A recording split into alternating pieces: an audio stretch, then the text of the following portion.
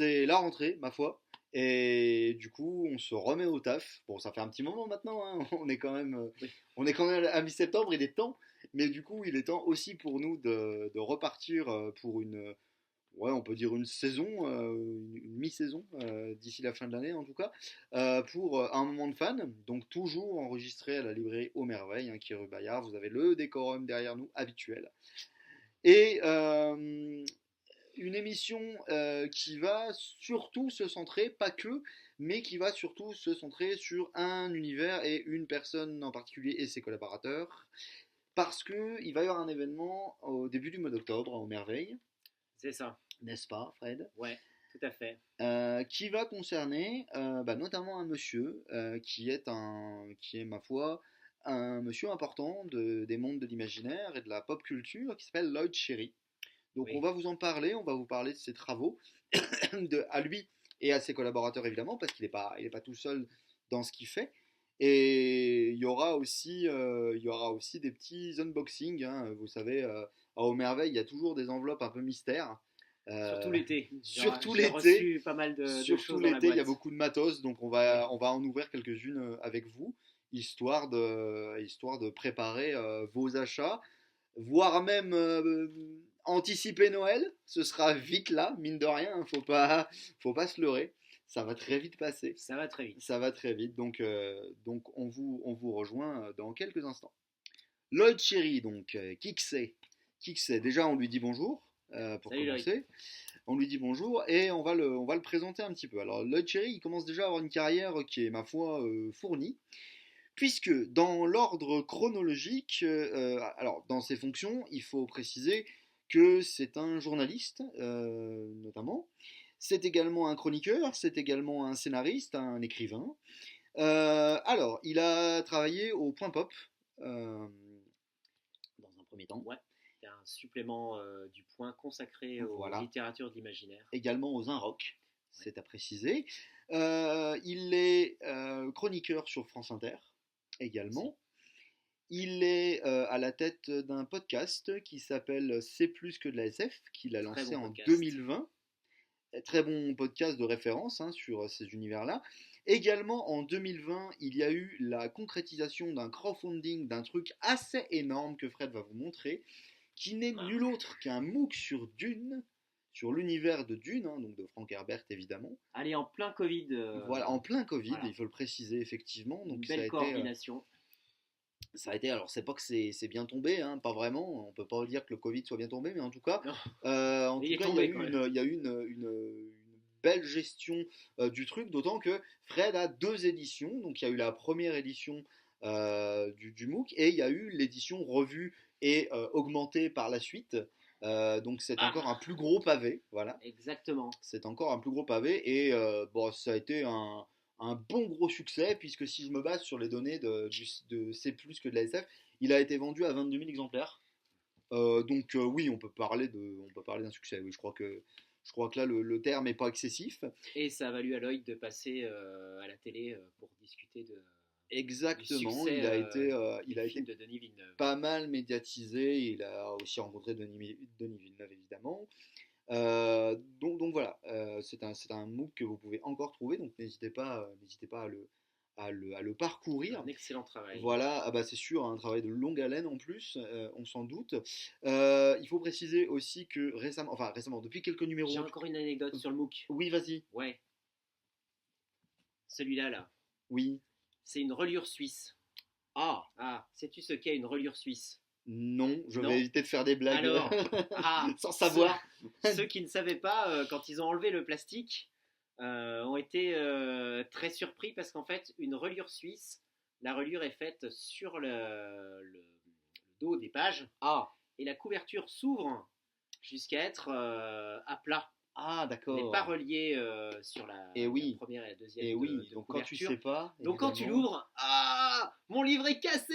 Qu'est-ce que c'est que ce crowdfunding? Aïe aïe aïe aïe aïe. Ah oui. Voilà, non mais c'est normal. Non, donc ne vous formalisez pas. Non, le travail a été bien fait, Et oui rassurez-vous. oui, C'est c'est simplement. même beaucoup plus solide comme ça que quand tu relis complètement. D'accord, eh bien merci Jamie Fred. Ah, Bah, là pour le coup c'est vraiment le cas de le dire en plus. Merci Fred et Jamie tous les deux en même temps. Et du coup, oui. Alors, pour le coup, j'ai vraiment appris un truc là. Je ne savais pas Voilà. du tout.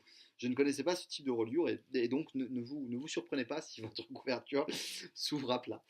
Euh, C'est un exemplaire collector, à mon avis, la plupart des gens ont déjà ouvert leur il plastique. y a des chances. Ouais, C'est une anecdote, des fois que vous chignez un exemplaire sous plastique je, quelque part. je Oh.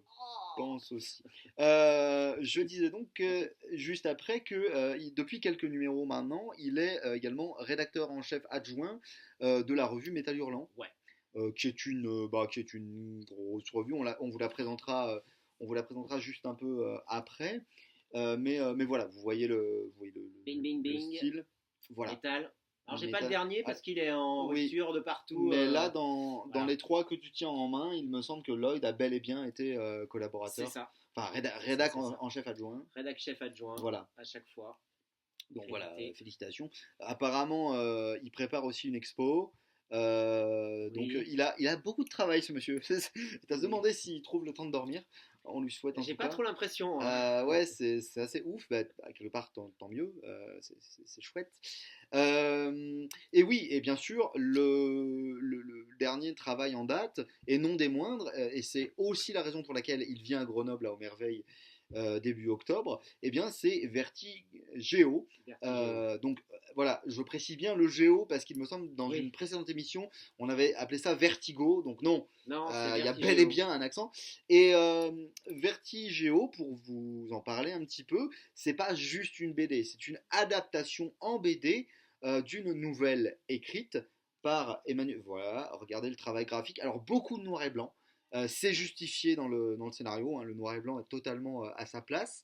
C'est même, alors prenons même le nom consacré, c'est même un roman graphique. Et le terme est bien choisi puisque pour le coup, comme je le disais, c'est l'adaptation d'une nouvelle écrite par l'un des contributeurs de ce roman graphique, qui est donc Vertigéo, pareil, qui se trouve dans le collectif Au bal des actifs, sous-titré Demain Demain le travail. travail. En fait, l'idée, c'est de demander à différentes auteurs et autrices de l'imaginaire, dont l'ICAM notamment, si je ne dis pas de bêtises, par exemple, Oui, Alain Damasio, je crois. Si je dis, bah, ils sont oui, là. oui. Oui, D'ailleurs, voilà, Karim Berrouca, Sabrina Calvo, Alain Damasio, Emmanuel Delporte, Catherine Dufour, Léo Henry. Emmanuel Delporte, qui est l'auteur Voilà, Emmanuel Delporte donc est de l'auteur la de nouvelle. Vertigéo. Une nouvelle, donc tout l'enjeu de cet ouvrage collectif est donc de penser demain le travail, quelle va être la tête et les enjeux du travail dans les siècles à venir, dans les années à venir. Et Vertigéo est particulièrement intéressant parce que, eh bien, Emmanuel Delporte considère que le travail est devenu une espèce c'est même pas une espèce, c'est devenu un châtiment divin. Donc il y a un aspect extrêmement religieux, extrêmement spirituel. On peut même parler de fanatisme. Je crois Oui, oui, que, oui, c'est je ça. crois que le terme est pas excessif. D'ailleurs, dans l'esprit, alors de la nouvelle, mais du coup surtout dans la BD, je retrouve, alors c'est peut-être moi qui vois Yukito Kishiro de partout, mais je retrouve un aspect un peu Gun, tu vois, avec le côté, tu sais, dans Gun, tu as l'idée que la cité de Zalem nourrit celle de Jéru, donc le jeu de mots est évidemment voulu, hein, avec ses déchets notamment. Oui. Et alors je ne vais pas vous révéler, il y a un twist dans Vertigéo, donc je ne vais pas vous le révéler parce que c'est dommage.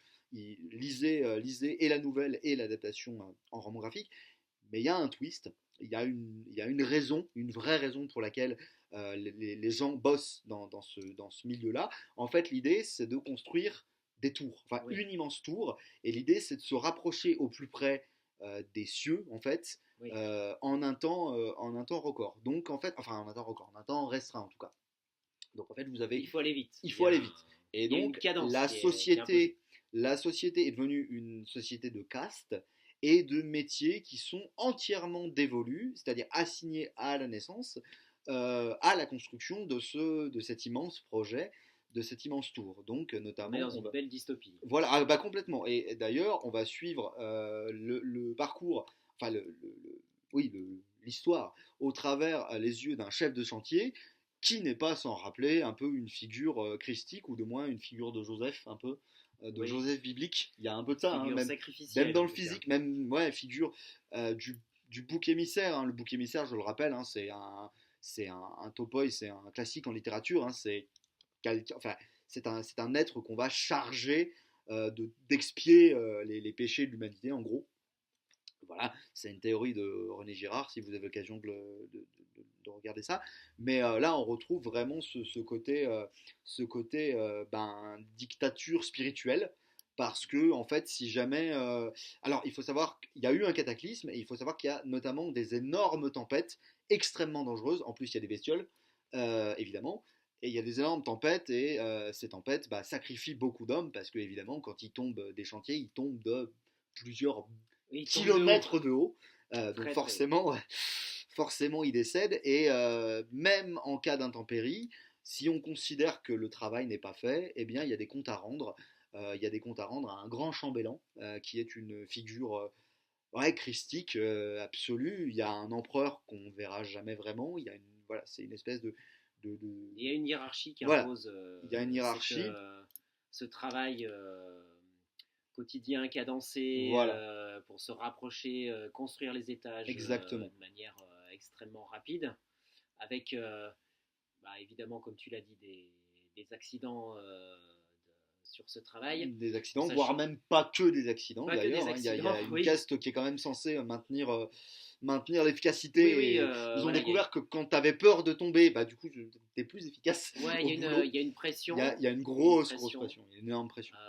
Mais tout incident est réprouvé. Oui, complètement. Et on va dire que le chef d'équipe doit assumer les retards qui sont dus aux accidents. Quoi. Ah, chef de chantier, c'est pas anecdotique dans cette histoire-là, c'est vraiment, ils portent tout. Et la place des femmes est très particulière aussi, parce qu'elles sont surtout principalement vouées à la reproduction, ce qui fait que forcément c'est un modèle social qui est compliqué, qui n'est pas, me semble-t-il, enviable en tout cas.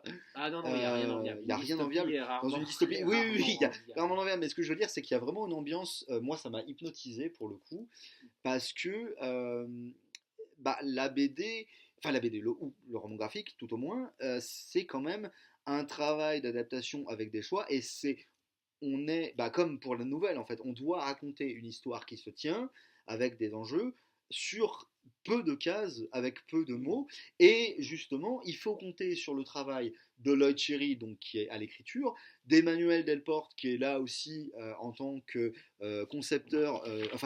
écrivain de la nouvelle. Donc je vais vous les présenter un petit peu, et puis n'oublions pas aussi, parce que ces dessins sont très j'allais à l'instant le dire, n'oublions pas effectivement Amaury Bungen qui est au dessin et qui a bien bossé. Donc je vais vous. Il avait déjà fait. Oui. Une bande dessinée alors attends. Oui, je vais te le dire, parce qu'il me semble que j'ai le nom de la. Voilà. Yonmud. Voilà, exactement. C'est celui-là, exactement. Très très beau roman graphique. Voilà. Voilà. En fait, j'ai retrouvé mes infos, pardon, excusez-moi. Il a été découvert lors d'un. Merci pour de montrer, Fred. Il a été découvert, Amaury Bungen, lors d'un salon BD, un dating de jeunes talents en 2018. Quel talent. Et pour le coup, et donc il a décidé de se lancer dans sa passion pour la BD. Et Yonmud est son premier album. Hein, donc, si vous connaissez le manga Blame de Tsumoto Niei, eh bien, ça y ressemble. C'est très inspiré. Ça y ressemble pas mal. Également avec le Rite, un hommage à Dark Fantasy. On est dans un vaisseau. Voilà, exactement. Et donc du coup, comme on l'a dit, il va collaborer avec Lloyd et Emmanuel Delporte. Emmanuel Delporte, à l'occasion de la sortie de Demain le Travail, a répondu à une interview. On lui a demandé pourquoi il avait bossé. On va enlever le papier. Merci Fred. Oui, parce qu'on ne voit plus. On lui a demandé. Voilà. Ça va comme ça. Non, je plaisante bien sûr. Oui. Donc. Tu es l'homme des textes. Voilà, je suis l'homme de texte. L'homme texte. Je suis l'homme texte. Textman. Ouais. J'ai des relations textuelles. Donc, il ça a été pour lui, il l'a dit, d'écrire cette nouvelle Vertigo, un défi perso qui s'est lancé. Il a dit en réalité, j'ai sans doute écrit davantage de SF que de fantastique, mais c'est vrai, là je lis mon papier expressément parce que j'ai pas appris par cœur son propos, mais c'est vrai que Il jusqu'ici sera j'ai connu pardonné. plus de réussite, merci Fred, avec le fantastique. J'ai un pavé à tendance cyberpunk dans mes tiroirs, un genre que j'affectionne particulièrement. Catherine Dufour validera ce message. La SF me fascine depuis que je suis gamin, que ce soit en littérature, en cinéma ou en BD. Les auteurs de SF sont des visionnaires, des créatifs qui se projettent en avant et imaginent l'avenir d'autre Ah, monde. ça, j'avais pas fait Voilà. le lien entre l'ambiance de Vertigéo et le goût de l'immortalité Et de Catherine Dufour. notamment, il aime beaucoup 1984, dit-il, hein, Oui, de Orwell, oui, évidemment, qui c'est est pas très une. étonnant. Qui est, bah, on a même un aspect, je trouve, un petit peu Ouais, ça ressemble. Ça 1984. Hein, ressemble. donc voilà, vous voyez vraiment alors c'est pas feel good. Hein, Non. si vous êtes un peu déprimé, ne lisez pas trop Vertigo. Mais voilà, ça reste quand même un travail assez exceptionnel. D'autant que je le redis, hein, il me semble que c'est pas facile du tout, c'est pas acquis du tout d'adapter une nouvelle écrite en roman graphique. Donc ils ont fait un énorme boulot. Je tiens à préciser également, et c'est assez émouvant et assez touchant, j'ai même envie de dire courageux de la part de Lloyd, si vous lisez le tout début, si vous lisez la note d'intention qui se trouve dans l'ouvrage, en fait Lloyd a perdu, apparemment durant la conception du projet, pas mal de proches. Et en fait, ce travail est devenu pour lui une manière de rendre hommage aux proches qui l'ont quitté. Donc je trouve que c'est chouette de sa part, il l'écrit noir sur blanc, hein, il le dit. On vous propose donc un petit extrait lu par Fred de la nouvelle d'Emmanuel Delporte. C'est pour vous mettre dans l'ambiance. Hein. Un cataclysme, un immense nuage noir, plus de soleil, plus de vie. L'humanité frôla l'extinction. Les survivants se spécialisèrent. Météorologues, sismologues, charpentiers, mécaniciens, ménestrels, forgerons. Ils établirent une hiérarchie stricte au sein de leur groupe. Puis ils procréèrent. Les premiers ouvriers virent le jour. Vertex, introduction. Voilà, ça vous met dans le bain. L'ambiance est posée. On vous l'a dit, hein, c'est pas vraiment bonne construction. Pas vraiment feel good, hein, mais prenez soin des personnes qui bossent sur les chantiers. Ouais, on pourrait en avoir besoin. C'est Prenez-en bien soin. Ça pourrait être évidemment, on salue tous les gens de cette profession et les autres. Alors, on vous a dit que Lloyd était co-rédac en chef de Métal Hurlant. Et Métal Hurlant, c'est toute une ambiance pareille. Voilà. Ding, ding, ding. C'est du collectif déjà, Métal Hurlant. C'est que je retrouve un peu. Ça a été créé en 75, si je ne dis pas de bêtises, par Moebius, Druyet et Dionnet. Et là, en fait, ça revient. La nouvelle mouture. Voilà, il y a eu une pause et maintenant, ils ont lancé un. Tu veux voir des anciens? Allez, si t'en as, pourquoi pas, ça nous permet de comparer. Globalement, c'est sous format MOOC. Hein. Là, ça fait quand même. Dans cette version-là, en tout cas, ça fait quelque chose comme 300 pages. Voilà, les anciens sont quand même plus courts en termes de contenu. Et alors ça, c'est les anciens. Voilà, ça c'est les anciens. Voilà. Comme c'est moins épais. Ouais, c'est moins épais, mais ça sortait peut-être plus régulièrement. Voilà. Mais Papa, bon, ça c'est un hors-série sur. Voilà, hein, n'est-ce pas?